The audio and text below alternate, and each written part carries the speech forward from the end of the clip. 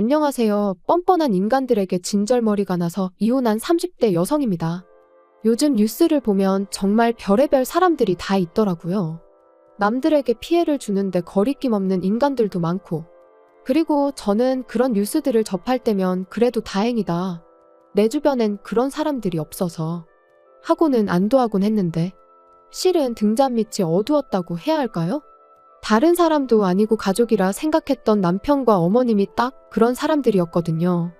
아마 제가 이렇게 이야기를 하면 사람들은 에이 설마 하고는 못 믿겠다 할 겁니다. 그 정도로 밖에서는 또 얼마나 이미지 관리를 잘하고 다니던지. 당장 저희 어머님만 해도요. 주변 사람들 사이에서는 손 크고 정 많은 박여사로 통하시고요. 남편도 뭐 그냥 오늘은 선배 누구 만난다, 내일은 후배 누구 만난다. 아주 그냥 요즘 말로 인싸가 따로 없어요. 그러니 제가 더 억울하고 분할 수밖에요. 오죽하면 아무리 익명이라지만 제가 쪽팔린 걸 무릅쓰고 제 이야기까지 하겠어요. 아무튼 남편과는 소개팅으로 만났습니다. 만났을 당시만 하더라도 둘 다 직장을 다니는 평범한 회사원이었죠. 회사도 가깝고 퇴근 시간도 비슷하다 보니 뭐 서로 호감도 있었겠다. 그래서 몇 번도 누가 먼저랄 것 없이 연락해서 만나다가 사귀기 시작했고요. 당시 둘 다 이미 30이 넘은 나이였기에 언젠가부터 자연스럽게 결혼을 전제로 이야기를 주고받고 있었죠. 그리고 정말로 사귄 지 1년 반 만에 휘뚜루마뚜루 양가 부모님까지 뵙게 됐는데 지금도 그때를 생각하면 저도 모르게 심장이 쿵 내려앉는 것 같고 한숨이 절로 나오네요. 그건 바로 어머님이 보이신 반응 때문이었죠. 남편을 따라 처음 시댁에 인사를 드리러 갔던 날이었어요. 제가 긴장한 기색이 역력했는지 남편이 미리 꿀팁을 주겠다며 하는 말이 자기 부모님은 정말 좋은 분들이랍니다. 앞서 제가 이야기한 것처럼 주변 분들한테 평판도 좋고 실제로 깐깐한 것과는 아주 거리가 먼 분들이라면서요. 그러면서 적당히 살갑고 애교 있게 굴면 예쁘게 봐주실 거라나요. 그리고 이런 말을 제 입으로 하긴 뭐하지만 저도 솔직히 어디서 미움을 받아본 적은 없어요. 오히려 어른들은 야무지게 생겼다 똑부러져 보인다 해가며 좋게 봐주시는 일이 많았죠. 그래서 긴장은 했지만 한편으론 자신도 있었거든요. 게다가 말이 나와서 말인데 제가 남편보다 소위 딸리는 것도 없었어요. 오히려 학벌은 제가 더 좋았고 급여도 아주 약간이긴 했지만 제가 더 벌었습니다. 외모야 뭐 워낙 주관적인 부분이고 어머님 눈에야 당연히 당신 아들이 더 잘나 보일 텐데 그건 뭐 제가 어떻게 할 수는 없잖아요. 아무튼 그래서 두근거리는 가슴을 부여잡고 그렇게 시댁에 도착했는데 아버님이 보이신 반응이야 뭐 그렇다 쳐도 어머님의 표정이 어찌나 떨떠름하시던지 오죽하면 저는 남편이 집에다 얘기도 안 하고 저를 막무가내로 데려온 건가 싶었다니까요.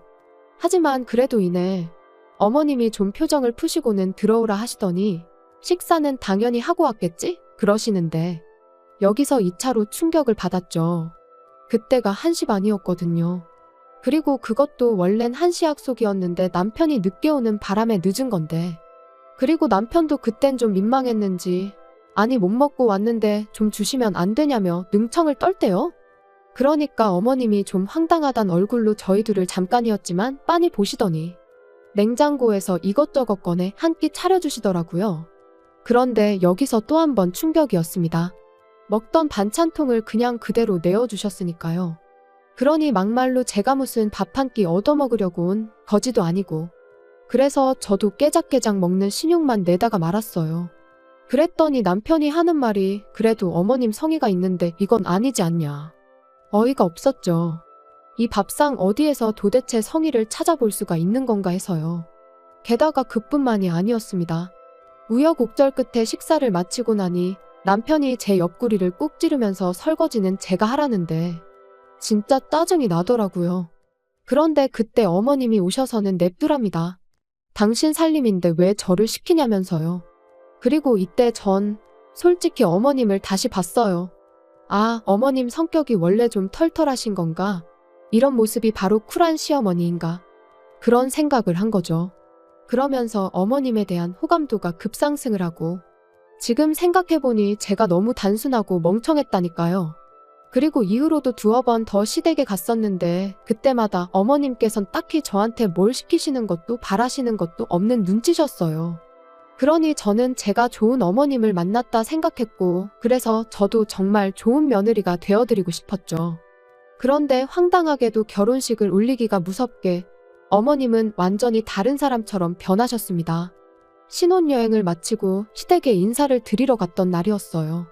신혼여행은 어땠는지 그런 가벼운 이야기가 오가다가 어머님께서 저더러 이제 식도 올렸으니 너는 이 집 사람이라며 그걸 항상 기억해라 그런 말씀을 하시더라고요. 그리고 저는 그게 그냥 의례껏 하시는 당부의 말씀 같은 건 줄 알았는데 그런 뜻이 아니었습니다. 한마디로 이제 이 집 사람이니 손님 대접 받을 생각은 꿈깨라 그런 뜻이었거든요. 게다가 그뿐만이 아니었어요.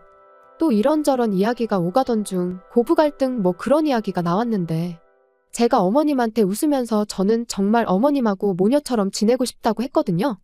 그랬더니 어머님께서 정말 눈을 놀란 토끼처럼 뜨시면서 저를 보시더니 아니 너는 네 엄마 있고 나는 내 딸이 있는데 왜 그렇게 지낼 생각을 하냐고 되물으시는 거예요.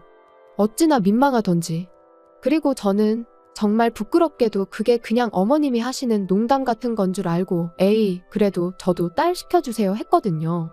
제 나름의 애교를 부리면서요. 그런데 어머님께선 부담스럽게 그러지 말라시며 당신은 모녀 같은 고부 사이 그런 거 이해가 안 된다셨습니다. 그게 말이 좋아 모녀 사이지. 며느리가 시애미 알기를 우습게 알고 기어오르는 거라면서요. 그리고는 나는 내 며느리가 그러는 꼴은 눈에 흙이 들어가도 못 본다 그러시는데 정말 너무 무안해서 쥐구멍이라도 있으면 들어가 숨고 싶은 심정이었죠. 그나마 남편이 어머님한테 어머니는 뭘 그렇게 말을 심하게 하시냐며 한마디 하긴 했지만 솔직히 말하면 수치스럽기까지 했어요. 어머님 말씀대로 저도 엄마가 있는데 뭐 한다고 그런 말은 해서 제 스스로 제 꼴만 우습게 만든 것 같대요. 그래서 생각한 게 어머님 말씀대로 가깝게 지낼 필요 없다. 좋은 쪽으로 생각하자. 그리고 그때부턴 저도 나름대로 선을 긋고 살았어요. 안부 전화 같은 건 남편에게 하게끔 했고 경조사나 생신 같은 때만 찾아뵙는 정도로요. 그랬더니 어머님이 보이신 반응이 황당하기 짝이 없었습니다. 모녀 사이 같은 고부관계가 안 된다는 거지 저는 제 도리는 해야 할 거 아니냐 하셨거든요. 그리고 어머님이 말씀하신 며느리 도리라는 건 거의 무슨 하녀나 다름이 없었죠.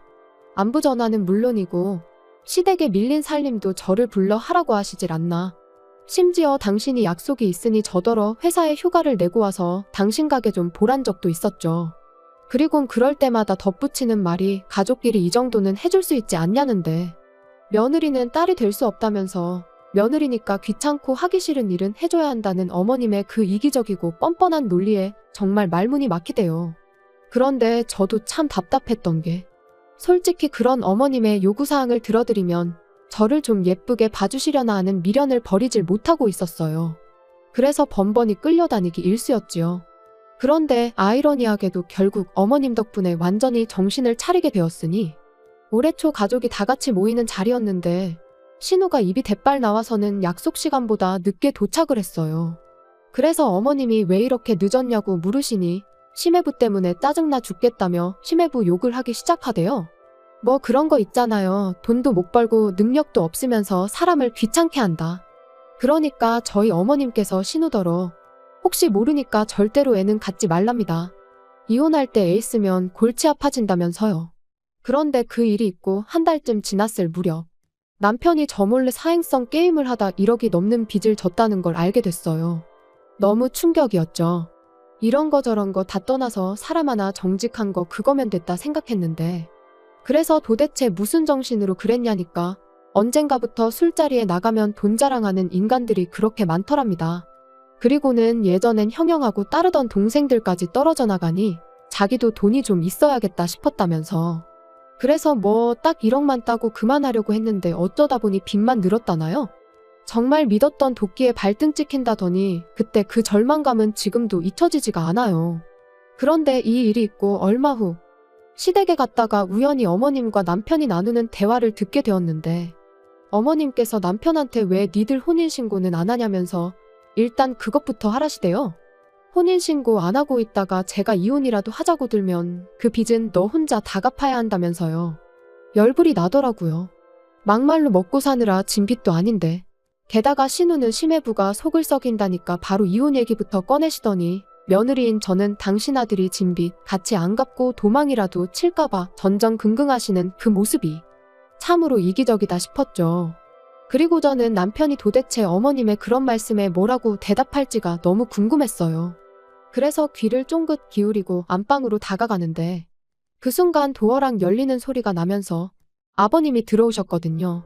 그래서 남편의 생각은 그 순간엔 알 수 없었지만 결국 그 본색을 감추지 못했어요. 이후로 저는 어머님에겐 어떠한 미련도 남아있지 않았기에 더 이상 끌려다니지 않았습니다.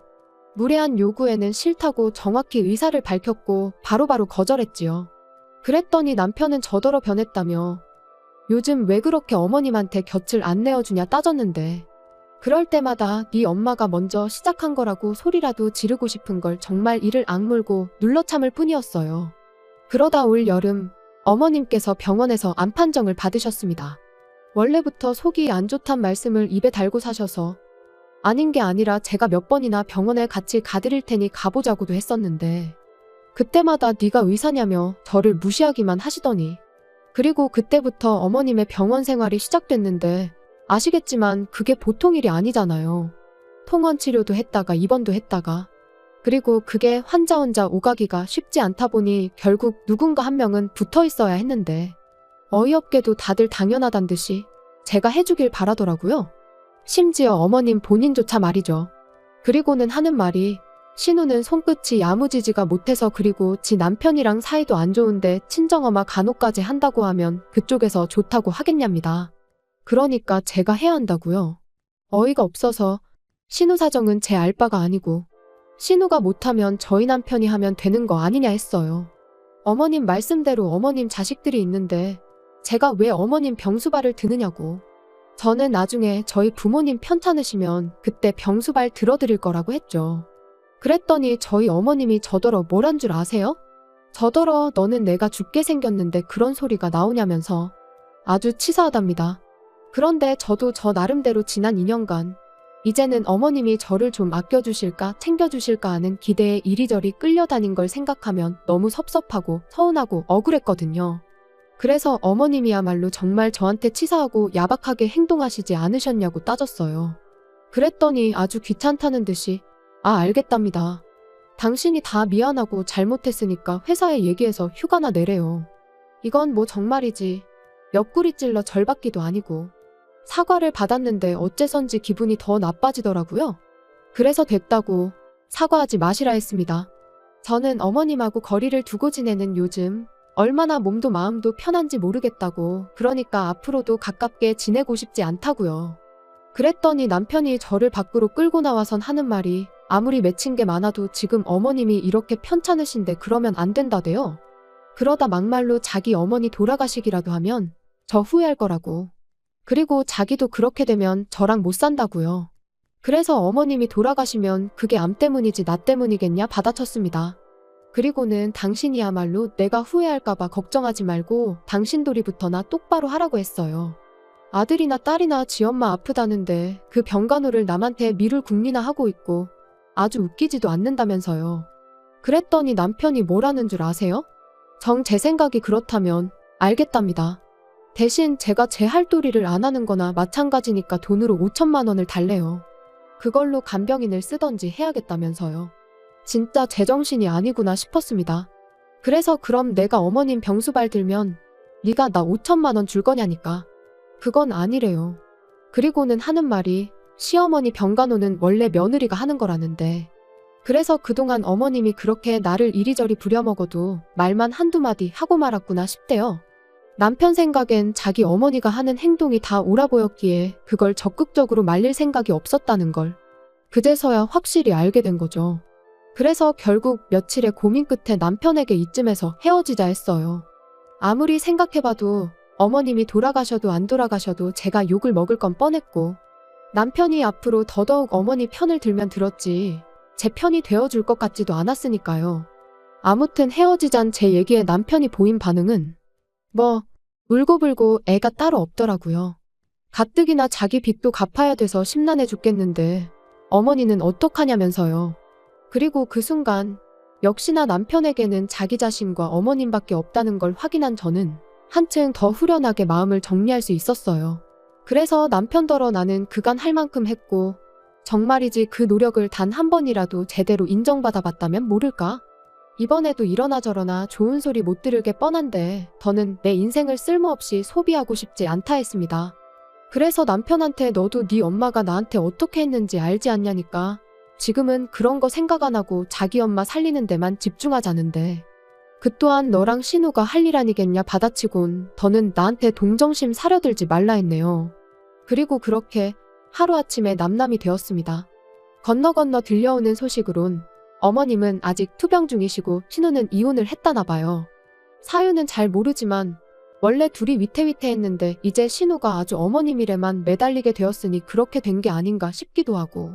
참고로 신우는 저한테 뭐 달리 나쁘게 한 건 없어요. 그래서 그냥 어디서든 잘 지냈으면 좋겠단 마음입니다. 아, 그리고 남편은 아무래도 아직 정신을 못 차렸는지 또 그 게임을 하는 것 같아요. 저희가 헤어진 걸 모르는 사람들이 남편이 돈을 빌려가서 안 준다고 자꾸 저한테 연락을 해오거든요. 아주 그럴 때마다 번번이 헤어졌다 그러면 왜 헤어졌냐 물어오고 상대하는 것도 일이네요. 아무튼 뭐 시간 문제지 결국 어떤 식으로든 다 해결이 될 테니까요. 더는 신경 쓰지 않으렵니다.